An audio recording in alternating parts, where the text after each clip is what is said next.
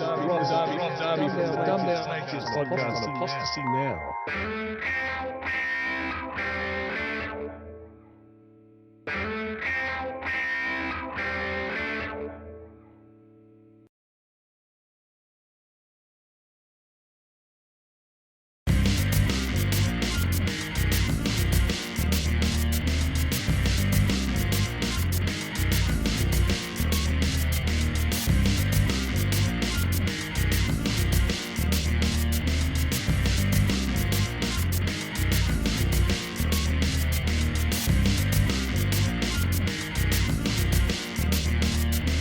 This is Rob Darby from the Dumb Down Atheist podcast saying you're listening to Mr. Dragonbeard on Apostasy now.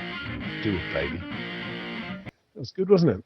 Good morning, this is Smashlock from Apostasy Now, and today we will be interviewing Amanda from Camp Quest. In this house, it's hard to survive. Some will be dead who are now alive. Mr. Uwatsum is gone because he knew too much. Bye for now, but rest assured we'll keep in constant contact with each other. Because I'm very much a skeptic. I'm more of a skeptic than I am an atheist. I mean, atheist is a conclusion based on my skepticism. You'll have to come like a little child to the foot of the cross. That attitude is what is responsible for the rise of atheism. That's not what Islam is all about. Islam is peace. What is the penalty for leaving the Muslim faith? With the death penalty. Thank you. This is Apostasy Now. For people to get the information correct before they start yapping. Get ready to root for the bad guys. Begins with E, evidence. All the evidence. How do you, Amanda, how do you pronounce your last name? Metskas. Metskas. Okay, Mets. All right, so, well, how you doing? Good, doing good. I'm Mr. Dragonbeard. Excellent. That's an awesome name, by the way. I'm Smashlock. Hello, Smashlock. We have a podcast. We deal quite a bit with issues surrounding critical thinking, skepticism. So I've heard about Camp Quest before, and I contacted you just in the hopes of recording an episode and informing some of our listeners more about what you guys do, what you're about. Absolutely. Well, I'm happy to have the opportunity. All right. Well, why don't you let us know how you got started, how the organization started? Sure. Camp Quest was founded in 1996. It was started by Edwin and Helen Kagan and several other members of the Free Inquiry Group of Cincinnati in Northern Kentucky. They started with one session with 20 campers. Last summer, we had 17 sessions with over 850 campers. Wow. Yeah. Growth. Wow. All right. So you started with so that's almost 20 years ago now. Yep. Wow. And you've grown. I've looked a little bit into it. You've grown internationally. I know there's at least where's the one I was reading? UK has one. UK has one, and there's also one in Switzerland. Wow. So that's now the camp. Its focus is obviously having fun with kids as well. But there's a focus on, correct me if I'm wrong, on critical thinking, trying to teach children ways to inquire about things in life. Absolutely. So what we say about Camp Quest is that Camp Quest is about fun, friends, and free thought. And the fun part is exactly what you were talking about, all the typical stuff you think of when you think of summer camp: swimming, canoeing, hiking, arts and crafts, sports, games, all that stuff. We definitely want that to be a big part of how we spend our time, because if it's not fun, it's not summer camp, and why would anyone want to be there? And then the friends piece is, building a community where kids from free-thinking families know they're not alone and feel safe. And, a lot of the friendships that kids form at camp, even though they're only together for 1 week of the year, are friendships with people that they keep in touch with all year round. And so that help them know, like, maybe if they have trouble at school finding other kids who have sort of similar outlooks or similar backgrounds as their families, that they still know they're not alone. There's a place where there are a lot of other people who come from that similar perspective. And then the free thought piece is critical thinking, philosophy education, science education. We even do some world religions programs. We want kids to be informed about, what the different worldviews are that are out there. And we do all of those things in an interactive way. You know, we don't want kids to come to camp and sit and listen to lectures. We want them to come to camp and, make a model rocket or design a structure that can hold weight as a science activity, or do an evolution activity where they have different tools like chopsticks or spoons, and they have to pick up different beans or corn or things that are around the room, and then we see which adaptations of ways to pick up these things do better than others in future generations. So we try to make our educational programs really fun and engaging for kids. So it promotes science too. That's awesome. Absolutely, yeah. The sad part that I can only think about is that there's probably so many children who don't share the worldview of their parents, who don't get to experience this. That is definitely something that we've encountered, especially because our age range goes all the way up to 17 for campers. We start at age 8, and then we go up through counselors in training or leadership track for the older teenagers who are 15, 16, 17. And we get emails, from teenagers that say, I would really love to come to Camp Quest, but my parents would never let me. And I have to write back to those teens and tell them, look, we absolutely 100% need your parents' permission to let you come to camp. That's just, the law and the way it is. What I do tell them is, we do have some kids from religious families who come to camp. We had a 16-year-old camper a couple of years ago whose parents are both religious. She was, coming to the conclusion that she didn't believe in God, and she talked with them and they sent her to camp, which I thought was amazing. So I offer to those kids, I would be happy to talk to your parents, and maybe if they have some misconceptions about what camp is about, maybe we can make them more comfortable. But yeah, there are a lot of kids in families where they're not going to get that option to come to camp as kids. And, hopefully once they're adults, they can volunteer and come as counselors and still come get that experience, even if they can't get it as a child. What is the requirements, the qualifications you look for in somebody who's a counselor at one of your facilities? Sure. So folks who are interested in volunteering, you can go to campquest.org/volunteer, and you can get a list of application forms for all of our sessions. And the things that are really important, one thing that's probably obvious, but we do a criminal background check on all of our volunteers who work with kids, because that safety piece is just so important. But other than that, we look for people who are excited about the outdoors, are excited about working with kids, have some familiarity with free thought and skepticism and atheism. And so, we have volunteers that range from 18-year-olds who grew up coming to camp as kids, and then now that they're adults, they volunteer. We have a lot of other college students who are part of secular student alliance groups at their campuses who apply and volunteer. And then we also have graduate students and then adults who are out of school already, who are, doctors, lawyers, engineers. We have some folks who are, stay-at-home moms. We have folks who are retired.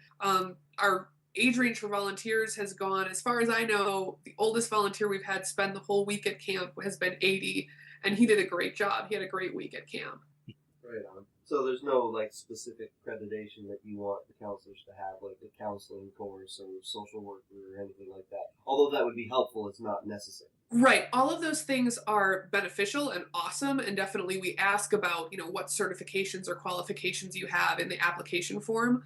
But we actually do our own staff training for all of our counselors. We have a subscription to these online videos that are used for training camp counselors at camps all over the U.S., I think some in Canada as well. And so all of our volunteers get access to those videos and those quizzes, and they do that training before they arrive on site at camp. And then we also do some on-site training when the volunteers have arrived at camp, and we have a staff handbook that volunteers get. So we try to make sure that even though these are one-week volunteer positions, we're equipping our volunteers to meet the challenges of being a camp counselor. Right. Well, it was a bit, the double reason why I was asking, because I'm going through for social service work and in my courses right now. So if I ever want to lend my weight behind something, it would definitely be something like this. So, thank you. We would love to have you. Now, I know there used to be one in Ontario, and there was a problem with the people who were running it. They had other commitments, I guess. Something like that happened. Yeah. So this is one of the biggest challenges for our local camps is they're all run by volunteer leaders and organizers. And, sometimes things come up in people's lives and they've got, their work responsibilities change, their family situation changes, they move, and, they can't keep playing that leadership role at camp. So in Ontario, we had a really awesome leader there, but she's had to step back. And so we're kind of looking for new folks in Ontario who want to step up and get something going again there. And we're talking with some people there and trying to get that going again. But yeah, it's, when you're talking about small volunteer-led operations, one or two people can sometimes be really, really key. And if they have to step back, it can be really difficult for the organization to move forward. So we try to train our local leaders on succession planning and, developing a broader camp planning team so that, it's not so much all on one person. But sometimes, unfortunately, things still happen where a program doesn't continue. Well, when we're done processing, editing the episode and we put it up, I'm going to try sending this particular episode through some channels of people who host, like Facebook pages, some groups I'm a part of, to see if anyone might be interested in contributing in some way. Excellent. So we'll put a link there, but just for the audio, is there a place that people should go if they're interested and they want to know more? Yeah, well, go to our website, campquest.org, and there's a lot of resources there under Learn More about who we are and what we're like, what we do.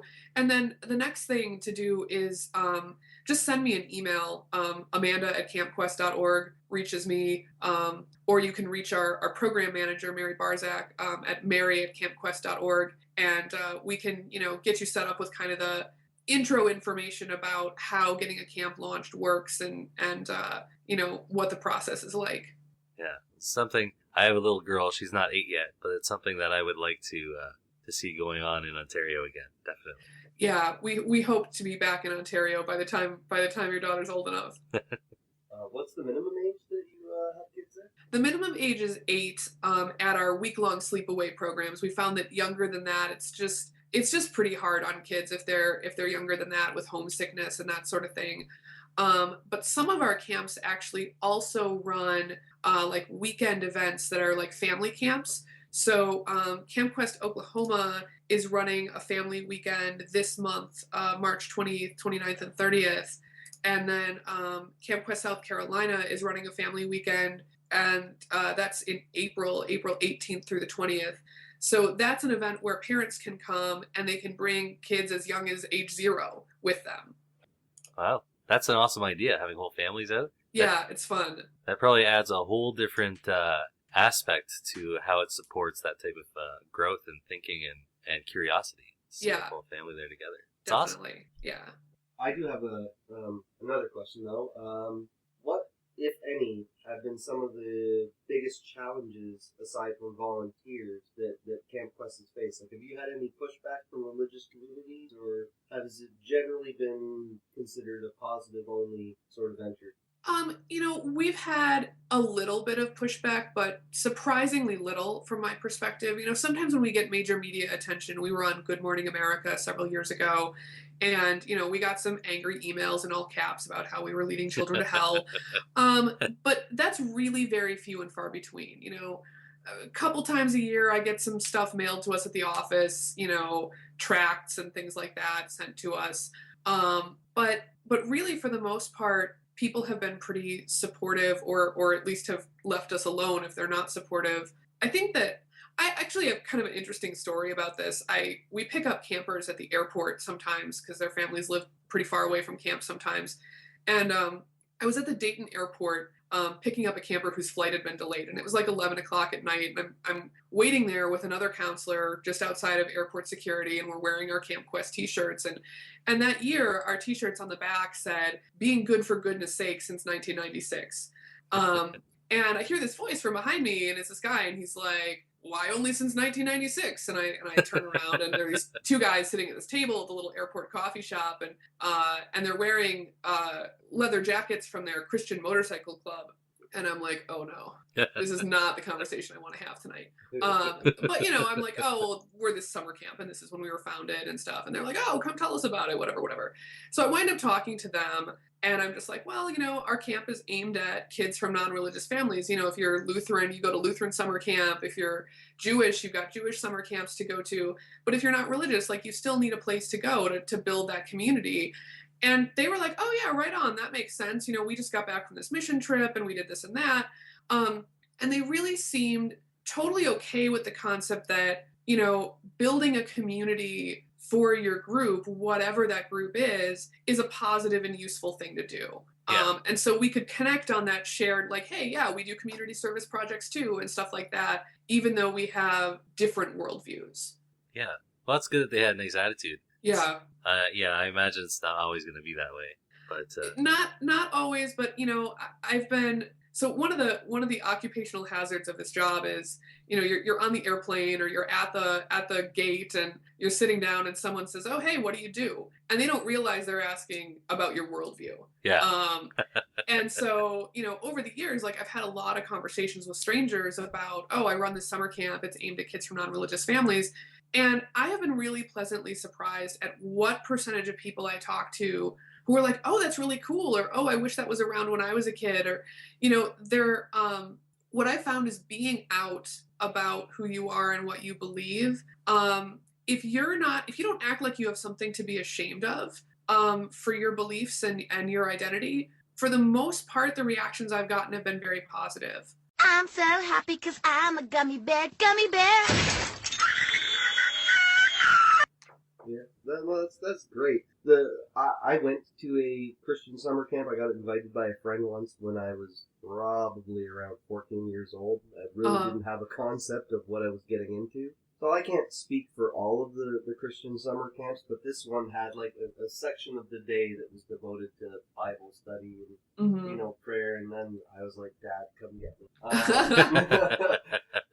So like, I mean, I guess if your camp focuses more on like little projects and whatnot, you're not like saying there is no God, blah blah blah, driving in their heads, which would be, I would guess, the misconception a lot of really heavily religious families would think you're doing there. The right. The inverse of what they would do at a Christian summer camp. Then it's not so invasive to them, I guess. Right. Yeah. We we really try to abide by the adage that Richard Dawkins talks about, which is don't label the children. Yeah. And it don't label them as atheists either. Right. They are developing their worldviews, exploring the world, and what we want to do is we want to teach them critical thinking skills. We want to expose them to all sorts of different ideas and give them a safe space to debate and discuss. And also let them know that it's okay to change your mind about what you believe, and that, hey, there are positive role models of people who are like your family, people who are like your parents, who are atheists or agnostics or humanists, just to say, like, this is an okay way to live your life. This is a perfectly good way to live your life. Not, this is what you have to be and this is what you have to believe. Right. Yeah. I know from my own background, my extended family is quite religious, and my background is being religious when I was younger. But even when I was growing up, there were certain things that were a draw for my parents to keep me in public school and to hope that I would go to university. Things like this, they didn't understand all the details about it because our background didn't have, like, it's Mennonite, so it didn't have a lot of formal education. Okay. Yeah, but they could see that from looking around their friends in the community, that there was definite assets in there. There's a reason to try and encourage their kids, for us to go. I think that as long as you're offering something positive and constructive, that's a lot better than, like you say, if you're labeling the kids and going for an anti-message. I think you'd get a lot of pushback. But having something right. positive that has an obvious asset to a child's future, I think a lot of parents are going to be a lot easier with that. Yeah, and we do have kids who come to camp who, for example, they're from a mixed religious marriage. So one parent is religious and the other parent is not. And, we want camp to be a place where that child, even if that child believes in God, which some of our campers do, feels safe and comfortable. And, we don't want to just be a place where, we had a parent contact us and say, well, my daughter believes in God. Is she going to feel comfortable at camp, or is she going to be bullied at camp? And we said, well, we absolutely don't tolerate bullying at camp, like for any reason. And, your daughter may get some interested questions from other campers. Oh, why do you believe in God? Or what do you think God is like? Or, these kinds of things. But they're not going to get teasing over this issue, right? Because our campers know, the majority of them who are from non-religious families and have had the experience at school where, where another kid asks, oh, where does your family go to church? And they say, oh, we don't go to church.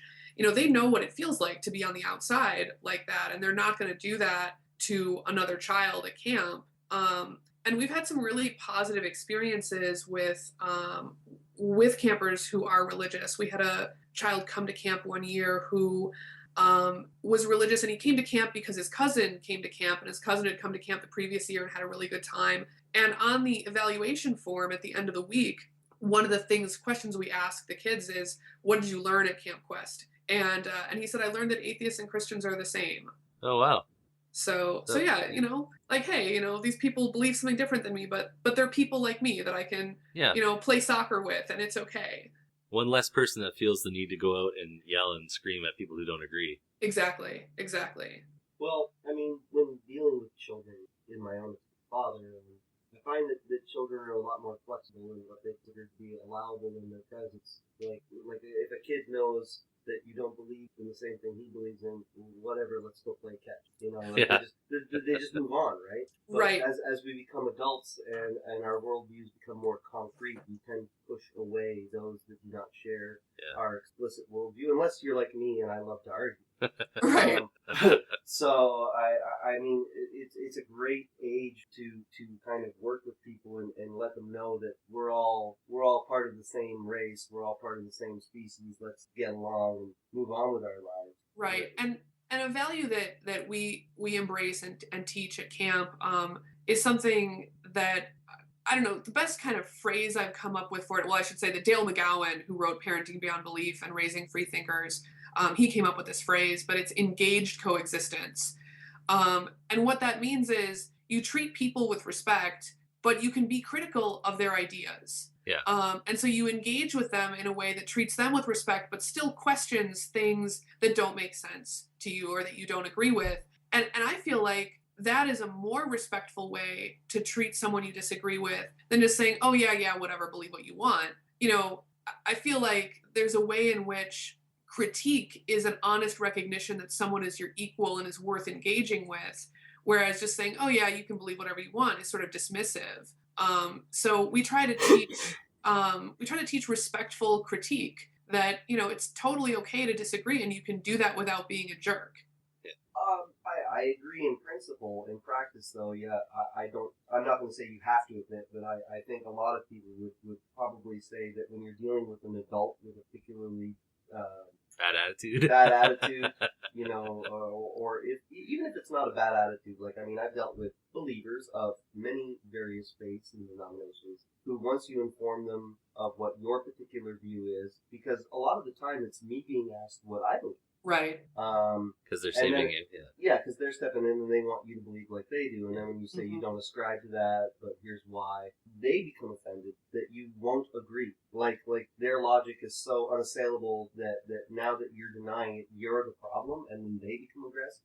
Yeah, no, I have encountered that before, and I think that, those are situations where, the odds that you're going to make headway with someone in terms of changing their perspective are not great. But what you can do in those situations, I think, is you can say, just, hey, I'm not doing anything aggressive, just telling you what I believe. This is you asked, and I'm just kind of letting you know. And you can model the kind of behavior that you want to see. And if they won't engage respectfully, you can say, look, if you can't have this conversation or don't want to have this conversation in a respectful way, then I think we're probably best off just not addressing this issue with each other. Yeah, agree to disagree. Disarm the hostility, because you're not going to get anywhere with the content. Right.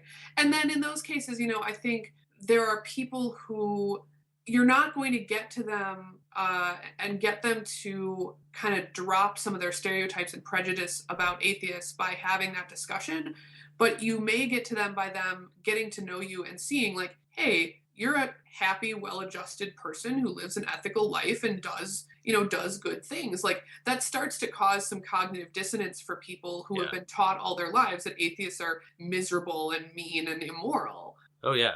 Yeah.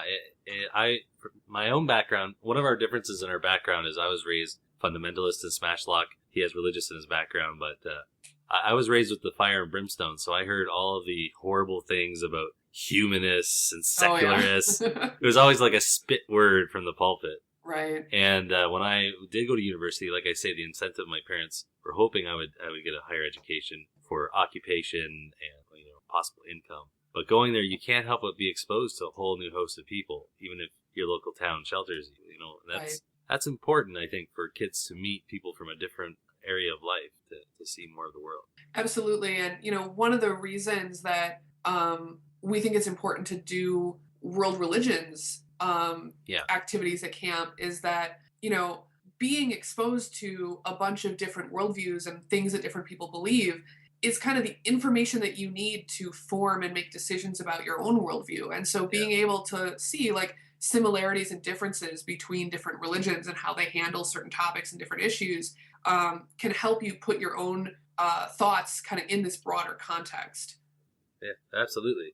The other thing that I think is beneficial about like world religions and that, especially children or even to adults for that matter, is the sheer amount of ignorance that adults will have about their world. Like my religion is the oldest, or my religion is right because it's been around the longest. Or even just that they think that there's no comparison in any way to any other religion, and then my faith is the only faith that says this, and when in fact most of them say this. Yeah, like there's some kind of commonhood about how they developed or some part of their teaching. Yeah. Right. And there are lots of stories of a savior born of a virgin and resurrection and all these things, and so sort of seeing that like, okay, these are common kind of cultural tropes, like what work are these doing in these cultures and where do these come from? And also like, hey, these groups are making really different claims, but they're saying that they have the monopoly on truth, that they're the only way to be right.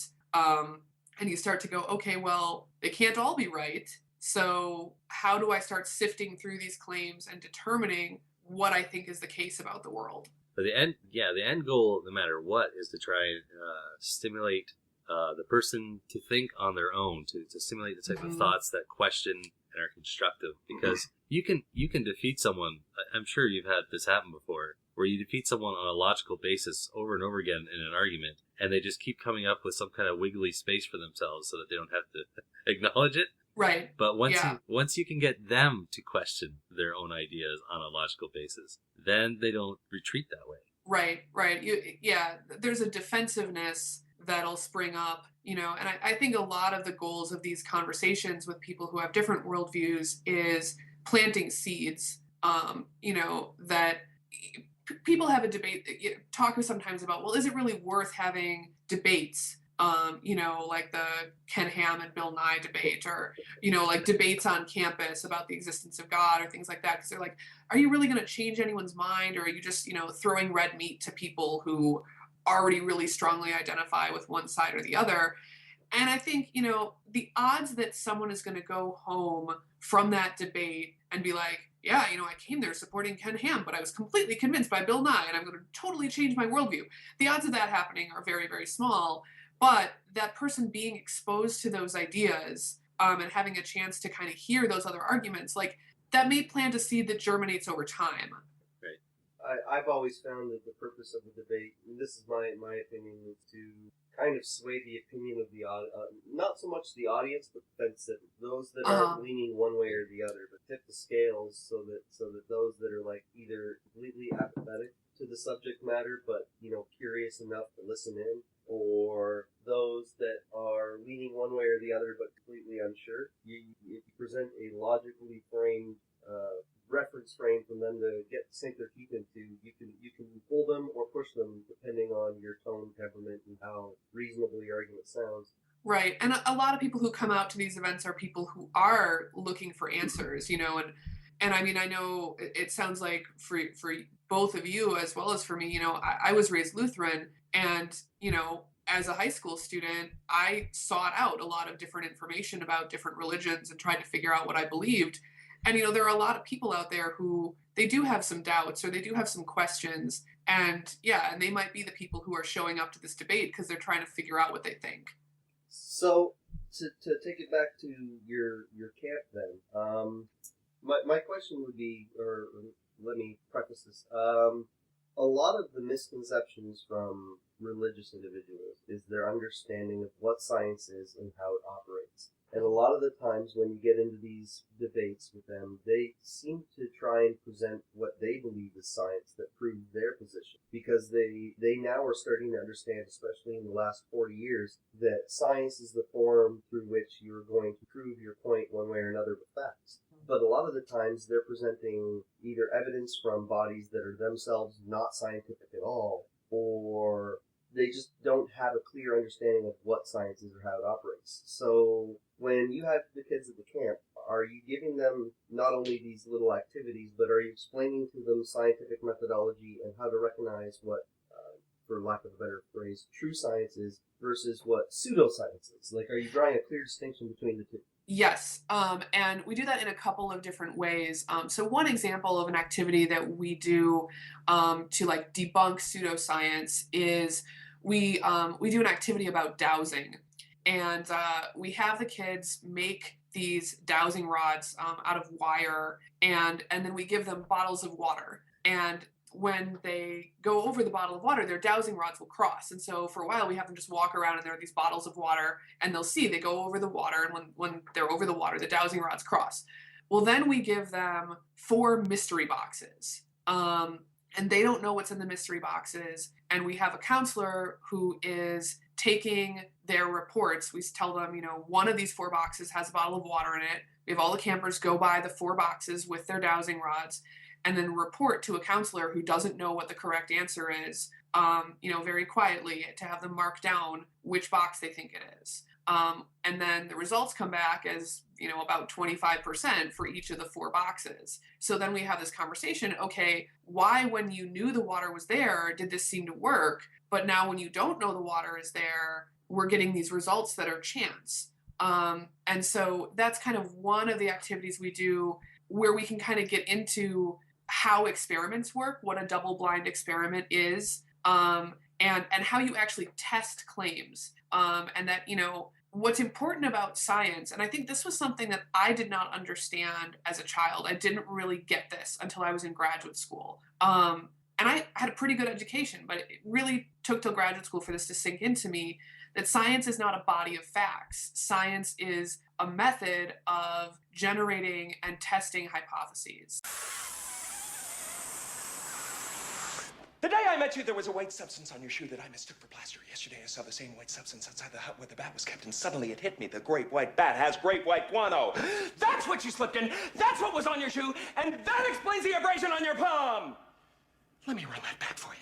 Smutney was me, Smutney, magnet, Smutney, that's what you slipped in. That's what was on your shoe, and that explains the abrasion on your palm.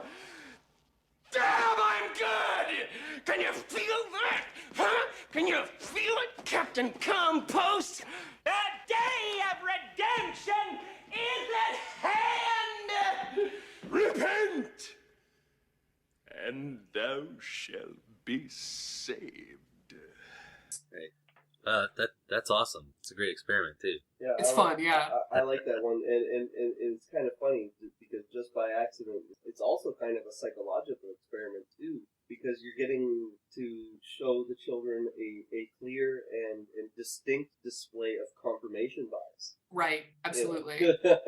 So I think that's really, really interesting. No, that's great. I'm glad to hear it. And could you tell us a little bit also about your ongoing challenge to the campers? Oh, sure. About the invisible unicorn. That's right. So, and actually the diversity of invisible creatures has increased as the number of camp sessions have increased. Camp Quest West has Shri, their invisible Bigfoot, Camp Quest Arizona has Muggy, the invisible Muggy-on monster, which is a monster specific to Arizona. Camp Quest Texas has an invisible jackalope. So there's a kind of a regionalization of invisible creatures, but the challenge is the same, which is if we issue this challenge to the campers, if you can disprove the existence of our invisible creature that lives here at the campground, you will win a godless $100 bill. In the United States, In God We Trust was added to the paper currency in 1954. And so we have a $100 bill from prior to 1954 when In God We Trust was added to the paper money that we can show off to the kids. We don't have one at every camp session, but we do have one. And, and so we issue to them this challenge to try to prove that these invisible creatures don't exist. And it's a lot of fun because it's a way for the kids to engage with the concept of burden of proof, and also, what is invisible, something that's invisible and incorporeal and doesn't seem to leave any effects on the world, like what is going on there? So they can engage with those questions in a way that's also kind of fun and kid appropriate. That's like, because these are also kind of a camp mascot. We have little invisible unicorn stuffed animals that we award to the cleanest cabin. And they have to pass it around every day to whatever cabin wins the cleanest cabin. At Camp Quest West, Shri, their invisible Bigfoot, has both an email address and a Facebook page. So, it's kind of a fun, a lot of summer camps have kind of a lore or a camp mythology and tradition. And so it's fun in that regard. And then also allows us to have really, really meaty discussions about burden of proof. That's awesome. Now, when you have camp counselors, and this is something that as a father, and I brought it up a couple of times on the show, that is an issue that I have with my own kids. Do you ever have a lot of the kids who come here and they're old enough to understand what it is that they're doing here, what worldview they're generally holding, who are confused about what happens after they die, and then they ask one of the adult counselors there, like, does there seem to be a lot of confusion or heartache over this idea that when they pass on, what happens? I'm really glad you asked that question. One of the activities I lead at camp is called Socrates Cafe, and it's a philosophy discussion activity based on the book of the same name by Christopher Phillips, who wanted to bring philosophy discussion, sort of out of the ivory tower and back to people of all walks of life. So this is just a method for getting a group of people talking about the big questions. So we'll talk about what is knowledge or what is friendship. And last summer, I was at Camp Quest Kansas City, and it was their first session. And what I do, the first day I run Socrates Cafe, I pick the topic. And I usually pick what is knowledge as a good place to start. But then after that, on the subsequent days, I let the kids throw out topic ideas, and then we vote. And later on in the week, they wanted to talk about what is death. And we had a really amazing but intense and difficult discussion about what is death and what happens after you die. And a lot of kids were talking about that, when they'd had a person close to them die or a pet die. A lot of kids' experiences with death, it's their family dog, that, they tried on believing. They wanted to believe in heaven, because they wanted to believe that they would see this family member or this pet again, but then they found out that they just couldn't sustain that belief. And so, they were really sad, and we kind of talked about, well, how do we cope? How do we deal with this? Well, we share our memories with other people who cared about this person. And it was a really amazing discussion, and it was particularly intense for me because there was a reporter from the local NPR station there covering camp that day, and he's there recording this session, and I had an inkling that this was the topic the kids were going to throw out to vote on this day, because they had suggested the topic a previous day, and like it had barely lost the vote to a different topic the previous day. And so, at the staff meeting that morning, I'm like, I'm going to need a few extra counselors like sitting in the circle today at Socrates Cafe, and we're going to need to make sure we've got some Kleenex boxes, and because I wanted there to be some other adults in the circle who could share, experiences that they'd had and things that they had learned. And I think it was a really valuable experience for the kids. A lot of the kids talk about Socrates Cafe as being their favorite part of camp because it's a place where they can really share what they think and be taken seriously by adults, which a lot of kids don't have a lot of in their lives. You know, when they're asked questions by adults, it's usually the adult has some answer in mind that they want the child to say. And Socrates Cafe is a place where we're really careful to set the tone that there's not one right answer to this question. People have been trying to figure out, you know, what is knowledge for thousands of years, asking these questions. So, you know, this is a time for us to become better questioners together and to explore these things. And, you know, so the reporter's there recording, and, you know, we definitely have kids in tears and a couple adults in tears too. And afterwards, the reporter interviews me and he says, you know, some people would say this is a pretty heavy topic to be talking about with kids and that that's not appropriate. And I said, well, do you think it's better that they don't have a place to talk about this? Do you think it's better that, you know, they're dealing with this stuff in their lives and no one will talk to them about it? No one will let them talk about what's going on. You know, and it was a really powerful experience. And I was really actually wound up being really happy that was the day the reporter was there, because I think it really showed something that is kind of unique about Camp Quest in that, you know, we really try not to shy away from difficult topics with kids. We want to allow them to, in an age-appropriate way, engage with these issues because they are going on in their lives. Yeah, I think you're absolutely right. Maybe there's I don't know, maybe it's that tendency of parents and even just adults to want to try and shelter kids from the harshness of life. And you can shelter them from danger, but you can't shelter them from life. At some point, they're going to need to talk about these things. You know, last summer I dealt with precisely this. I dealt with it on a smaller scale when they were younger. They had some pet rabbits that died, but that was kind of out of sight, out of mind after a couple of weeks. But then we had a longtime family pet have to be put down. Yeah, and you know, it was a bit of a discussion prior to bringing the animal's body back from the vet as to how we were going to break it to the kids. And there were two distinct camps in my family. One was let the kids believe what they want to believe and you know, reinforce that, well, maybe she's in cat heaven, she's in a better place, so on and so forth. And then there was my camp, which was the animal's passed away, it's dead, and now we have to go and bury it. And you know, like I wasn't insensitive about it, but I let the kids have a little ceremony. Yeah. I let them say what they wanted to say. And then actually, my one son actually helped me place the box in the ground and bury it. And we went through the whole process. I watched him cry and do all that. Yeah. But religion doesn't own ceremonies or rituals. Completely agree. I was just about to say that, you know, having that ritual and that remembrance and that celebration of, you know, of the life of the person or the pet or the loved one that's passed on is really important and valuable. Yeah. And I think that's a misconception that happens a lot, that if you remove this idea that the animal's elemental spirit has moved on to another higher plane of existence or something, if you remove that, then there's no point. You just toss the now object body into the ground, bury it, and carry on with your day. And that's not the case. I let them have a ritual. I let them say their piece. Right. I let them put flowers on the box, and then, you know, I let them do it in their own time and at their own pace. And it seemed to work very, very well. But it was a very contentious topic leading right up till the final moment, where I was like, well, we can talk about this until the sun sets, but we still have to bury this poor animal, so, you know, let's make a decision. And I kind of won out on that, and I don't know, I thought I did it right, so.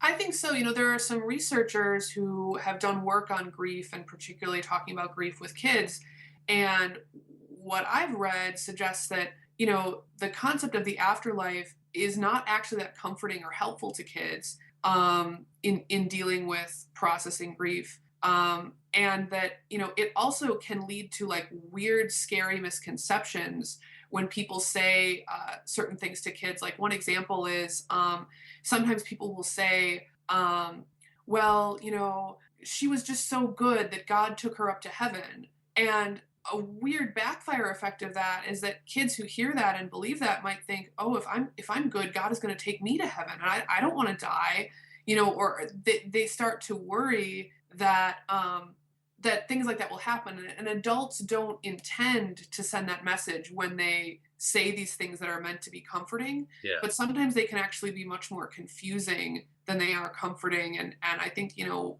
what's really comforting for people when they're grieving is being surrounded by other loved ones, you know, having an opportunity to share memories of good times spent with this person, you know, being able to acknowledge how important that this, you know, this person or this family pet. I've got 2 cats. I know it's going to be really hard for me when it's you know, when it's time for them, you know, yeah, I know that's going to be hard for me. And so it's those are the things that are comforting much more so than, oh, he's in heaven now or she's in heaven now, because that doesn't mean that you can talk to them. That doesn't mean that, you know, they show up to your birthday party. Well, if they do, I'd be very upset. You know, like, I mean, I've always been of the mindset that grief should be about positive remembrance, not, you know, not forgetting, but positive remembering. And, absolutely. In fairness, it's kind of an ongoing thing your whole life. It's maybe that's another thing that we have wrong with the way often adults treat kids, is that they're young, but it doesn't mean that they can't start having a perspective, and those questions are a part of that. Right. And, you know, Dale McGowan, who I'm going to reference again, author of Parenting Beyond Belief and Raising Freethinkers, which I'm a co-author on Raising Freethinkers. He tells this amazing story about talking to his daughter about death, and that she was terrified. She was really scared about death. And it was because she had this vision in her mind that death was me floating in darkness for eternity. You know, that somehow your consciousness still existed, but you just were in kind of sensory deprivation and couldn't interact with anything. Yikes. And, you know, I think when you get rid of the afterlife and you say, well, I don't believe in the afterlife, that's kind of where you get to first, before you really understand, okay, what does it mean to not exist? What is non-existence? Well, being dead is like before you were born. You know, what was it like to be me in 1960? Nothing, not existent. Yeah. And so being able to, I think, help people understand that it's not, you know, that you're somehow like trapped in your mind, unable to interact with the world forever. But that it's like it was before you were born. Were you in pain then? Were you scared then? Was there anything, you know, bothering you then? Well, no. So it's not something to find quite so terrifying. Maybe it's one of those things that, this is my own theory on it, for kind of when I came to terms with it a number of years back, is that I just kind of accepted the fact that my brain is good at a lot of things about life, but it maybe just never had the need, or no, there's nothing productive about really wrapping itself around what it means to be dead. Maybe it's just not a possibility to really understand that. Like, either you're here or you're not. Right. And I think, you know, the thing to really focus on is we have this amazing life, you know, and there's an awesome Richard Dawkins quote about how, you know, in the teeth of these stupefying odds, it is us in our ordinariness who are here. You know, that there are billions and billions of people who will never exist because they'll never be born. And that we get to be these conscious creatures for, you know, 100 years, 50 years, whatever, is an amazing gift. And to look at that as like, wow, we get to wake up as part of the universe and, you know, and spend this time is, I think, a much more positive way to look at it than to think, oh, well, we don't get to have eternity. Well, you know, we get to have this, and this is pretty freaking great. Yeah. Existence or lack thereof tends to be one of the more deep philosophical questions that can be very confusing for adults and children. Yeah, absolutely. Like me, personally, I've come to terms with the fact that at one point or another in my existence, I will achieve oblivion. So, I mean, I'm okay with it, but, you know, it's surprising to me that there are a few people around the campus where I go that, you know, when I get into discussions with them and we get into, like, the philosophical or religious discussions, they believe, as I do, that there is not a supreme being that directs the operations of the universe, yet they still hold on to the idea that they will persist after their physical body dies. Yeah, I think maybe that's just a part of our makeup to want to survive. That drive is so strong that it's hard for us to accept the fact in any way that it could not be. oh, and you want to know what? I'm not dead yet, so I don't know. Yeah, but not knowing doesn't It would be a mean I pleasant get to surprise say if I continue on. I'm just not expecting it. To dig your own grave is quite a sight, but to bury yourself is not very bright. There are more to kill and the job will be done. Now there are 5, soon there'll be a lot less. Right. a pleasant surprise in a lot of ways. Yeah, and I think what that kind of boils down to is what we know we have is this life, and what we can interact with and affect and do things with is this life. So let's focus on that and do that. Right. And if we're all wrong and there's some great eternal party in the sky, like, I'm certainly not going to turn my nose up at it, but I'm not going to bank on it either. I'm going to try to, make the most of the life that I have. Yeah, and a big part of that, like I say, I was glad to hear that encouraging critical thinking and science. Science is a very productive thing. I wish I had been more into it growing up. Like the adventure of it, the excitement of it, just was never really something that I was introduced to until I was older. Yeah, me too, actually. It's just, to me, when I listen to guys like Neil deGrasse Tyson, especially, is good at it, talking about how exciting it makes his life to be able to see all these different aspects of the world and the universe in a new way. Yeah. Are you guys excited about the new Cosmos? Do you get to watch the new Cosmos? Oh, wow. Yeah. No offense. Oh my God. I was sitting there and I saw the CNN interview he did for it on Piers Morgan, and I started kind of getting giddy in my seat, and my wife's like, "What are you going on about?" And I'm like, "Cosmos is back!" Yes. And she's like, "What's Cosmos?" And I'm like, "God." You're gonna watch it with me. No, it was great. I especially like, just to bring it back to your earlier activity about the evolution activity you do, picking up sticks with different objects and then adapting the design to make it more improved. Mm-hmm. It's kind of accidentally something I was doing with my son. I have to tell you, if anyone who listens to this has children, buy Connects. Oh yeah, they're cool. Oh my gosh, I had my son design something with Connects, and he followed the recommended design on the sheet comes box. And I said, "Now can you make it better?" And it just seems like accidentally I just stumbled onto a similar aspect of what you were doing. And he came upstairs actually Thursday evening with a bird design, like it was a skeletal framework of a bird, and then he turns on the motor, and it turned a crank that he designed. Like, this wasn't on the sheet. And the wings flapped and everything. Oh, yeah. And I'm like, oh, that's wow. so cool. And I'm like, "Good job, buddy." And he's like, "Yeah, and check out this." And he brings up another one. It's a train, and it starts moving on the floor. With the you have a Da Vinci. Yeah. Oh, my awesome. my one son, he gets a bit mopey, but he's very introspective, and he's very, very, very, very creative. Like, but he's the quiet one of my two sons. But when he comes upstairs with these little inventions of his, I wish for a moment I had some sort of empathetic projection where I could just make him feel how proud I am of him. Yeah. Right. Because there's so many times when, as a father, you got to discipline a child, and then they get really, really down on themselves. And he's very much worse at that. Like, he doesn't take criticism very well. So I really just wish that when he does something that makes me so proud, I could convey that to him in a deeper sense. A good way to always convey that to a young boy, is food. Yes. Well, I think, your attention, I think that one of the things that I try to do at camp, is catch kids doing good. So when I see like an older kid mentoring a younger kid, helping them figure something out, I try to make a note and comment on that to them so that they're not just hearing from us when we're trying to correct their behavior, but they're actually getting positive reinforcement and attention for the awesome things they do.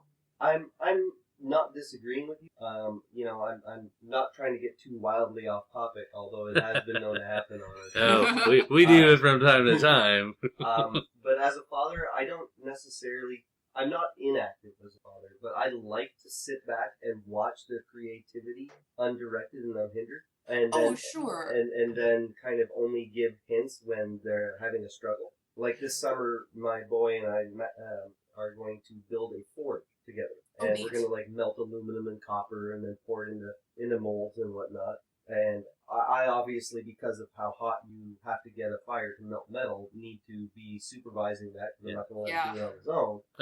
But I'm curious to see what designs he makes for the molds, Right. And Right. just let his creativity run wild. Yeah, and I'm not saying to direct too much. I think it's really important for kids to be able to explore and test and design things on their own and, not have all of their activities be adults saying, okay, these are the rules and now you need to do this step and now you need to do that step. What I'm saying is like when a child comes up with something that's really creative, being able to say, to take notice of that and say, hey, like you clearly worked really hard on that. Like you've come up with something really neat there. Because I think sometimes kids get a lot of attention when they're doing things wrong and then don't get a lot of attention when things are going well. Mm-hmm. Yeah, the value of an object to me is in whether it's a toy or any sort of device, is in the capacity for the person using it to gain some sort of tactile benefit or intellectual benefit from it. Like my son, same one, and he's the one that I refer to a lot when I'm talking about creativity or learning, is the more active one of the two in like trying to figure out how stuff works. Yeah. The other one's just kind of content to play with things until they break and then he throws it away. That's the perfect time to get him to take the broken stuff, give it to your other son. Yeah, that's what I do. Yeah. That's what I do. I have an old broken Xbox that my one son is in the process of deconstructing. Like he's taking it apart. And my wife is like, what if we could fix that? What if it work? And I'm like, it's never going to work again. Trust me, hon. I watched that thing fry. It's never going to work again. But there are pieces of it that are still functional. And I literally watched my son take some of the components off of it and then connect to this like little kid circuit board. Like little ones with the nails sticking up and tie a wire to it, and it lights up an LED. And he got the LED that operates for the backlight to power back up. And he's like, Dad, look. And I'm like, sweet, good job, buddy. So I don't know. I love this Camp Quest idea because like teaching kids how to explore like this, or finding the ones that already like to explore and then fostering that in them is so important. Yeah. It's awesome. And, I want to kind of take that opportunity to recommend people go to our website, campquest.org, and, register kids for camp. This is registration season. Registration is filling up fast. So if you're interested in sending your kids to camp, do it soon. Also, though, consider volunteering at camp. I think our adults have almost as much fun as the kids do and come back year after year and really build a community at camp as well. And then another thing I should mention is we're doing a monthly matching challenge right now. The Stiefel Free Thought Foundation is going to give us $5,000 when we get to have 100 people who are signed up as monthly donors. And that can be as little as $5 a month signing up for a subscription to donate. And we're at 44 out of that 100 right now. So if you go to our website and click on the donate button and sign up for a monthly donation, that really, really helps us expand these programs to new areas and bring this opportunity to more campers.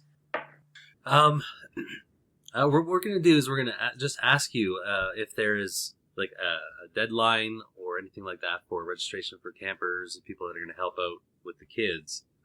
Because it might take for like a week and a half, maybe topside 2 weeks to get this episode edited. And we were thinking that because I have one that's almost set to be released, I would like to put this like some of this information at the beginning of that episode. Sure. There isn't the registration deadlines for camp usually are not until like right in the very beginning of June. But campers, you should register campers sooner than that because most of our camps are hitting their capacity. Yeah. And will go to a waiting list. But there's a waiting list, and kids do sometimes get off the waiting list. So if you go to our website, campquest.org, and then there's a link to register for camp, it'll take you to a list for all the different sessions. And so you'll be able to see when you go there which sessions are still accepting registration and which ones are closed. All right, perfect. All right, well, I'm definitely going to put something in the beginning of the episode when I put out this next one to try and encourage people to get in there quick. Like I say, I would love to have one around here. I'm hoping when she gets old enough, there's another one. So yeah, I can absolutely. understand. I can understand why these would fill up quick. Yeah, definitely. It's been one of our more positive episodes. Not that any of our episodes have been. Yeah, we're positive people. No. I mean, no. This is definitely focusing on constructive, very constructive, very, very, very constructive. Yeah. not your traditional, this is the issue and here's what's wrong. Yeah. You know, but this is a way to really foster a community. That's It's just something important. people can do. Yes. Yeah. It's like send your kids or go and help with the kids that are there, and this is going to make a difference. You might not see it immediately, but it's going to make a difference. Yep. That's awesome. I'm so glad that you guys are doing this. You know, when I heard about Camp Quest, I was just kind of taken aback because just growing up for me, and especially in the early parts of my non-belief, there just didn't seem to be any community to speak up. Right. And it's lonely. It's so lonely.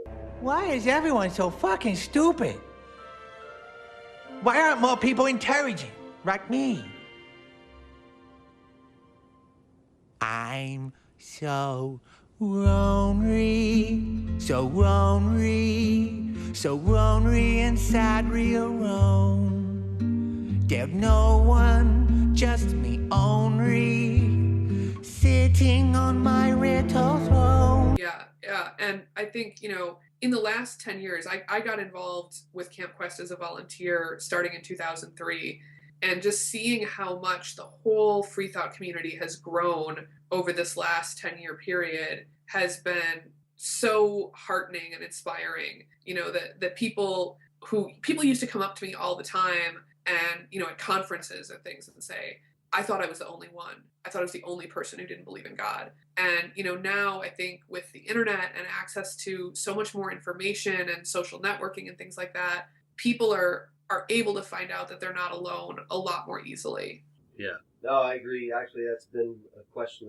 Like I obviously didn't need to ask you, but it's been a pretty consistent question I've asked: is how important you think the internet is to bringing this generally decentralized community together. And it's been my opinion that the internet has been paramount in bringing free thought to the forefront of a lot of different communication. That ability to contact over great distances takes the 5 or 6 atheists in one particular community and makes them part of a greater body of individuals, and it gives them some shielding, I think. Absolutely. And I think it's especially important for people who are from more rural areas, where there may not be a critical mass of people for them to meet with in their town, but to see there is a critical mass of people out there, maybe in the town that's an hour away, and maybe you can sometimes travel there and go to a meeting. And then, you know, for us at camp, like a ton of families find us just by Googling. They're looking for, you know, humanist camp or atheist camp, and they type it into Google and they find us.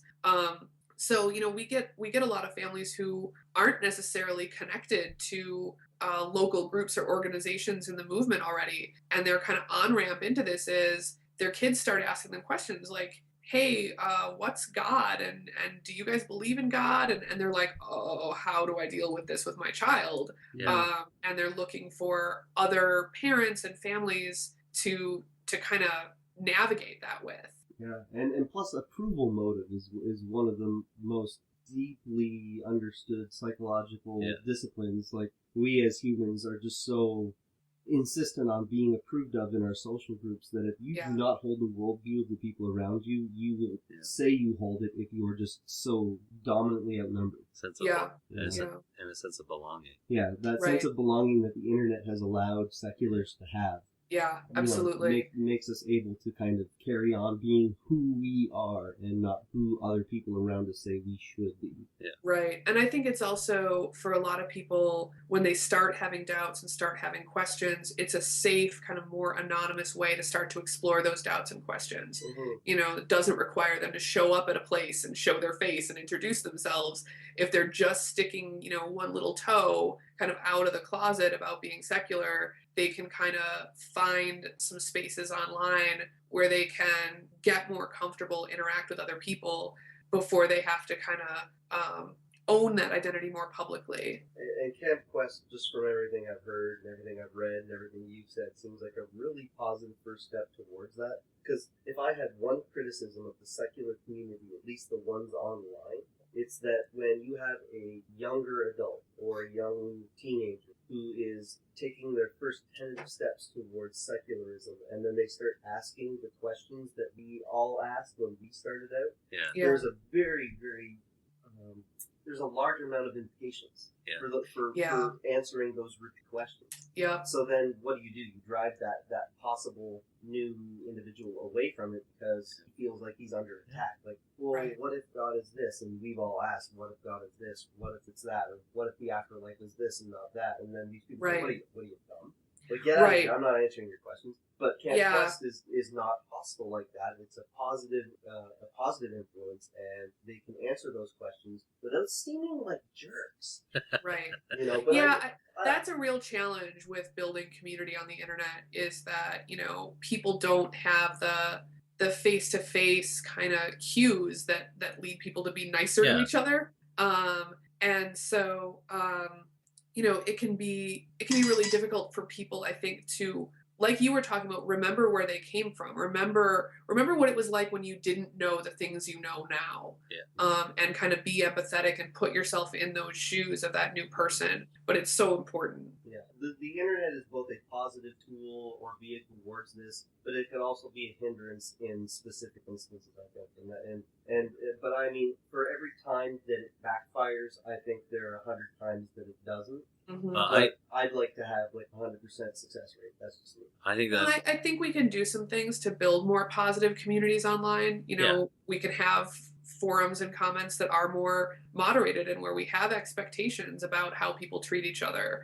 And if you set that tone and actually have the volunteer power of people actually moderating, and that takes a lot of time and effort, but if you can do that, you can create communities that are healthier. Yeah. I was just going to say, I think that in particular with kids, I think that's why there's no substitute for in-person interaction. I mean, some kids might not have a choice, but wherever the choice is available, face-to-face, eye contact, I think it makes it easier to be a good listener as an adult, to be able to focus on what they're saying. And well, and at camp, we're kind of traditional. We don't let kids have their cell phones at camp. We don't let them connect to the internet at camp, you know. And for a lot of kids today, I mean, that's a real struggle. Yeah, I imagine at first, a week and disconnecting from that stuff. But, you know, we find that in order to get people to focus on building a community on the ground with the people that they're with, they need to not be texting their friends back home all the time. Yeah, I think that's a great idea. I wouldn't, you know, I am pretty hooked up to telecommunication stuff myself, but it would be nice to have a little vacation from it, that's for sure. Yeah. Yeah, it's weird how dependent we become on it after a while. But, you know, I can understand the struggle, but I can also understand, like, when I go fishing with my dad for a week up north, I leave the cell phone in the cabin and I don't touch it until the week's up. Yeah, and that's a really nice break. I was at Camp Quest, Arizona this summer. I didn't get cell phone signal, and I knew that ahead of time, you know, so I set my voicemail to say, you know, call so-and-so if this is an emergency, and, you know, set my auto reply on my email to be like, you know, I'll be back in the office on this date and whatever, and if you need something in the meantime, you know, contact this person. But it was so liberating to just turn off my phone and be at camp for the week, focused on being at camp, instead of wondering, oh, am I going to get a call, you know, about some other, you know, troubleshooting for some other camp session, or, you know, something else that I have to deal with from back at the office. It's like, nope, not this week. Yeah, I only got 4 likes on my photo. You get a little break from that too. Right. Perfect.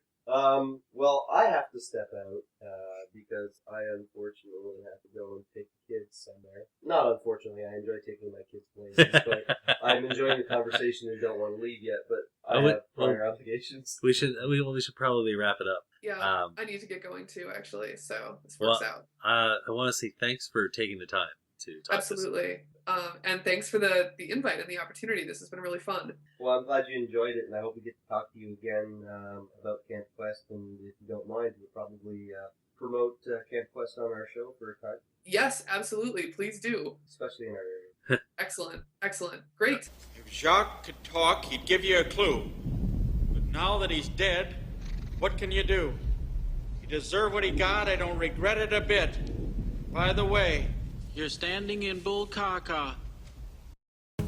Thanks to Amanda Metskas for coming on out, talking to us about a great camp, Camp Quest. I'm going to have it in the show notes. CampQuest.org is the site. think about getting involved, dedicating your time to something that is going to really help kids. Something I would have liked when I was a kid, and I hope my child can go to. You can look at the site also if you're interested in seeing if there's any way you can help a camp open up near you, and I'm sure they're always very happy to get feedback of any kind. Thanks for listening to another episode. Next episode, we're going to try and get Reap Payton in. That should be a lot of fun. We'll see how that works out. And until then, remember, think skeptically and always help your children rather than to think exactly like you do, to have critical reasoning skills to develop into good, strong adults. We'll see you next time on Apostasy Now. I said when I died that I'd come back. If you believe in ghosts, you're on the right track. I'm out of the grave and roaming the moors. If you want to be safe, you better lock all the windows and screens.